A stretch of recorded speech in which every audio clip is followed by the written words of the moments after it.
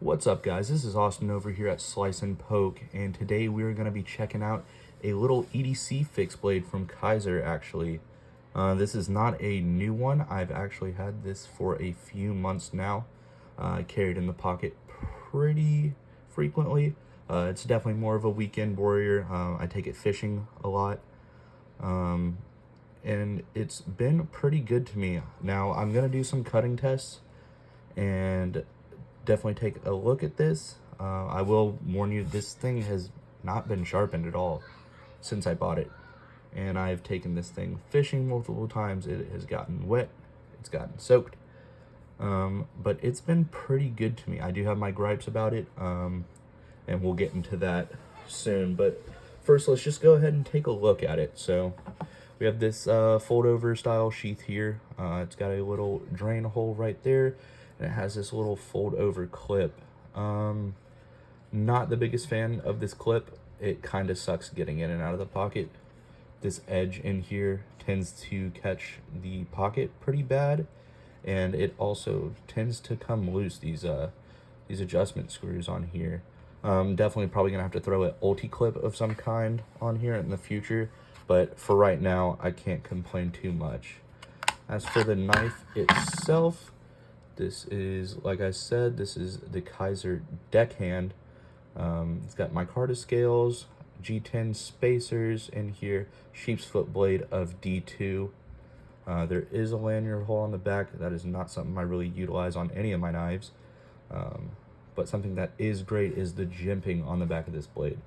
Absolutely love the jimping, and I love the amount of purchase I can get on such a small blade. I pretty much get a full 4-finger grip on it. This pinky's stretching it, but it still gets on there. Gripes are definitely going to be the blade steel.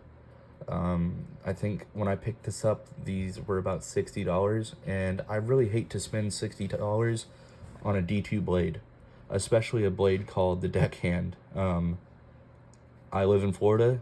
I am around water constantly. If it's not fresh water, then it's definitely salt water. And D2 is not great with corrosion resistance. I haven't had any issues so far. I make sure I get this thing dry as soon as possible, but I would love to see them come out with maybe like a 154 cm model. You know, I'd pay the extra, $10 for this to be in 154 cm. Throw some, different scales on there as well. But I mean, all in all, it works. I can't complain too much about the blade. There is a pretty nice sharpening choil on here. Like I said, I haven't even touched this thing up. It's just been rocking. I use it at work sometimes. On the weekend, I use it for fishing. So I'm cutting line, sometimes cutting bait with it, different things like that. And we'll go ahead and get some cut tests on it just so I can show you guys.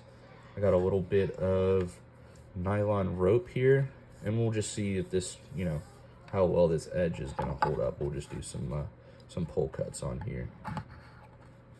And yeah, that's cutting like butter still. That was my fault, but I've been super impressed on how this has held up. I mean, I've probably carried this thing 25 times or so, and I cut with it every single time, and it has really held up really well. All right, cool. We'll go ahead. This is some line I got here. This is 30-pound mono, so this is some pretty thick stuff, and it just pops right through. And that is what I do. We'll even double this up real quick and get a good pop. That took a little bit of effort, but it did go through. Yeah, like I said, I don't mind this fixed blade. I honestly love it because of the shape. I love the sheep's foot blade. It's super useful when I'm out fishing and stuff. And when I bought this, I really wasn't too knowledgeable on knife steels at all. So I looked it up, of course, and I saw, D2 is super tough, and I was just like, that's great. That's exactly what I need. Because I'm outside fishing, camping, stuff like that. Wasn't really too knowledgeable at the time. Looking back on it, I don't regret the purchase at all. It's held up great. These scales haven't loosened up. I mean, I've drop this thing 100 times, throw it on the ground, and it keeps trucking. We'll even get a cut real quick from this slice of paper right here, and it's still not the best. I mean, it's not flying through this paper, but even hung up a little bit right there, but I mean, it's still cutting pretty darn good.